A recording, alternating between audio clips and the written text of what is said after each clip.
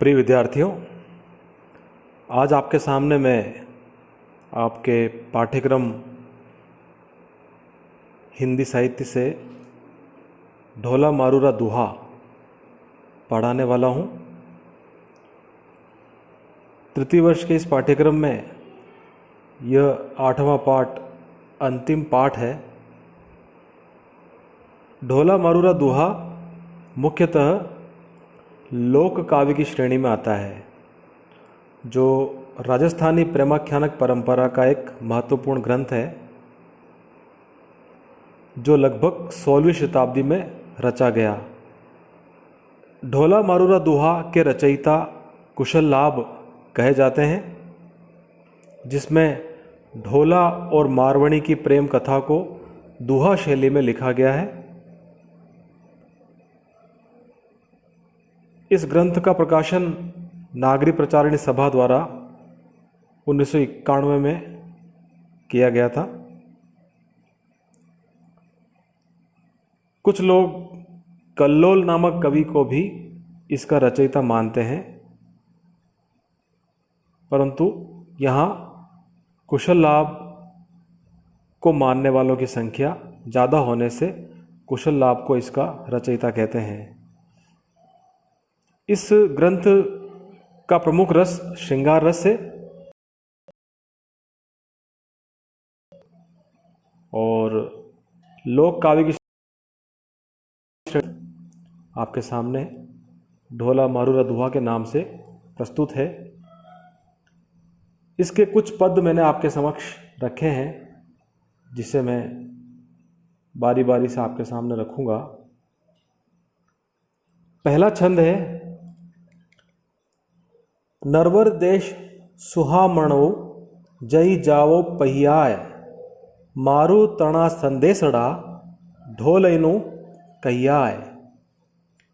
इस छंद में आप देख रहे हैं कि नरवर देश यानी कि मारवणी जो ढोला की पत्नी है, वो पथिकों के माध्यम से, राहगीरों के माध्यम से संदेश देते हुए कहती है कि हे राहगीरों, हे पथिकों, यानी कि नरवर देश सुहामणो, नरवर देश बहुत ही सुहावना है। जई जावो पहियाई, तो आप पथिक बंधुओं उधर अवश्य जाना, और अगर वहां जा रहे हैं तो वहां आपको ढोला मारू तना संदेशड़ा यानी कि मारवणी का संदेश ढोला से जरूर जाकर कहना। तो यहां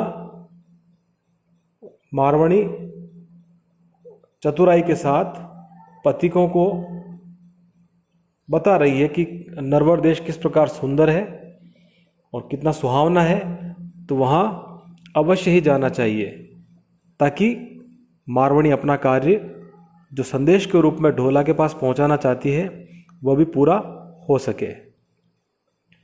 दूसरे छंद में देख रहे हैं हम, संदेशा ही लख लयू जऊ कही जानी कोई, ज्यों धनी आखई नयन भरी, ज्यों जैया खई सोई।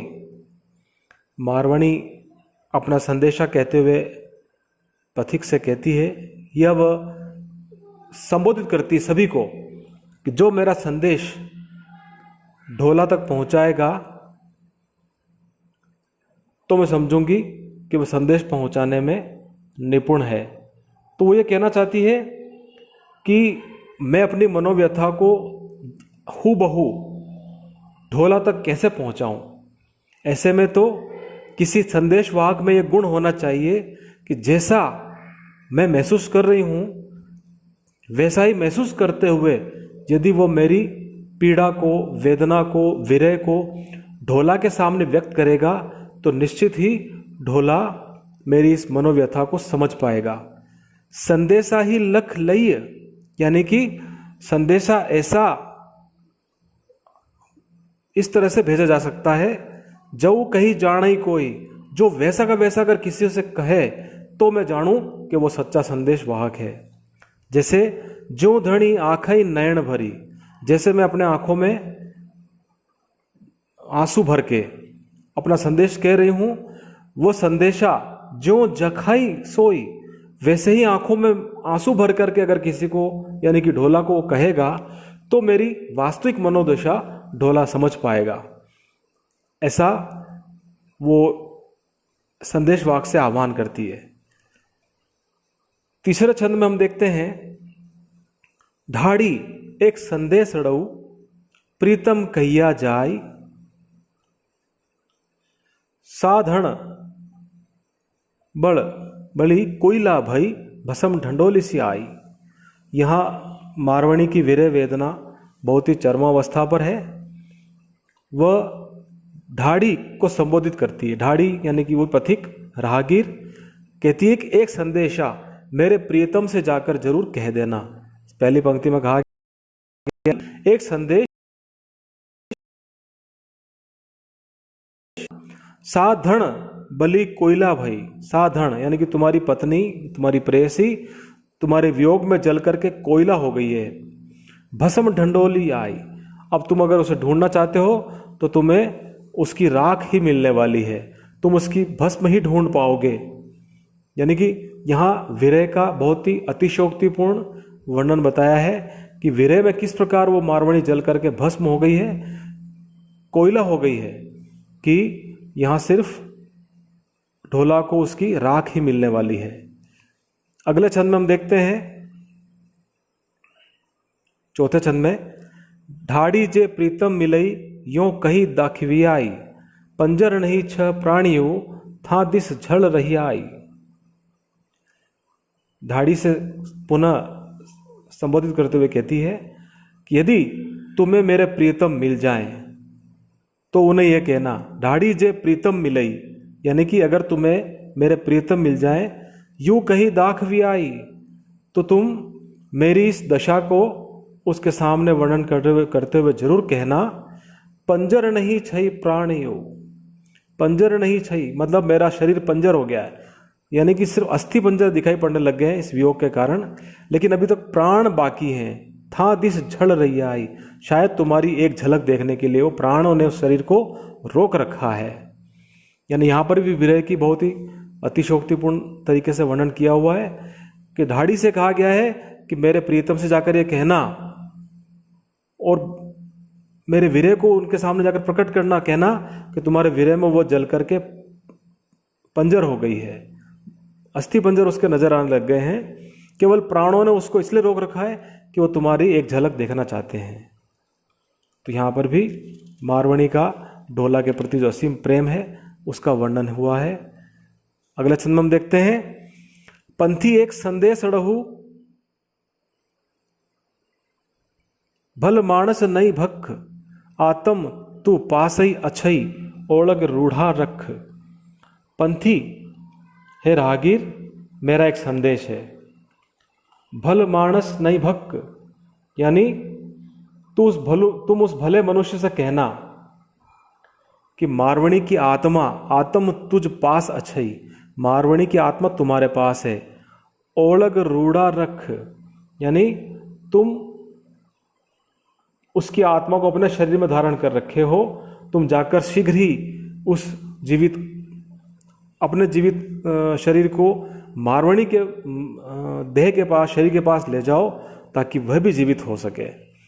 कहने का मतलब यह है, हे पंथी, एक संदेशा मेरा कहना ढोला से, उस भले मानव से कहना, भक्क मतलब कहना, भाषण से जुड़ा हुआ है शब्द, ये भाषण कहें या कहना कहें। आत्म तुझ पास अच्छई, तुम्हारी अंदर मारवाणी की आत्मा है। ओलग रोड़ा रुख, तुम जाकर के उसके शरीर में अपने प्राण पुनः डाल दो ताकि वह जीवित हो सके। छठा छंद है, पद है, ढाड़ी जे राजद मिलई यूं दाखविया जाई, जोबन हस्ती मद चढ़ेऊ अंकुश लई धरी आई। यहाँ पर भी मारवाणी की वीर्य वेदना का अतिशोक्तिपूर्ण वर्णन है। ढाड़ी से संबोधित करते हुए कहती है, हे ढाड़ी, जाओ तुम ढोला के राज्य में जाकर उससे मिलो, राजकुमार से मिलो। यूं दाखविया जाई, यानी कि जाकर के मेरी इस दशा के बारे में वर्णन करना और कहना, जोबन हस्ती मद चढ़िया, यानी कि यौवन रूपी हाथी अपनी मस्ती में चढ़ चुका है, अब तुम अंकुश लेकर के जाओ और उसको नियंत्रण में करो। यानी कि जिस प्रकार हाथी को नियंत्रण करने के लिए अंकुश की आवश्यकता होती है, तो यह मारवाणी अपने हस्ती, जोबन हस्ती यानी कि यौवन रूपी हस्ती, यहाँ रूपक अलंकार का प्रयोग हुआ है। तो यौवन को हस्ती के आरोप से मढ़ा गया है और कहा गया है कि यौवन रूपी हस्ती बड़ा ही मदमस्त हो चुका है, मद चढ़ा है, नशा चढ़ा है, जो तुम्हारा अंकुश, तुम उसको अगर प्रेम का अंकुश लगाओगे तो ही वो नियंत्रण में आएगा। तो कुल मिलाकर यहाँ मारवाणी किसी न किसी तरह से अपना संदेश ढोला तक पहुँचाना चाहती है और अपनी वीर्य वेदना को पथिकों के माध्यम से उसके पास पहुँचाना चाहती है, ताकि ढोला आए और उसकी वीर्य वेदना को दूर करे। तो इन 6 छंदों में, 6 पदों में आपने देखा किस प्रकार ढोला मारूरा दुहा में मारवाणी ढोला के पास अपना संदेश भेजती है। और इसी संदेश परंपरा के अंतर्गत का ये जो वीर्य वेदना वाला प्रसंग है और जो काव्य है, जो लोक कथा के रूप में प्रसिद्ध है, उसी के कुछ अंश अभी आपने देखे समझे। अगले अंशों में फिर पुनः मुलाकात होगी। धन्यवाद।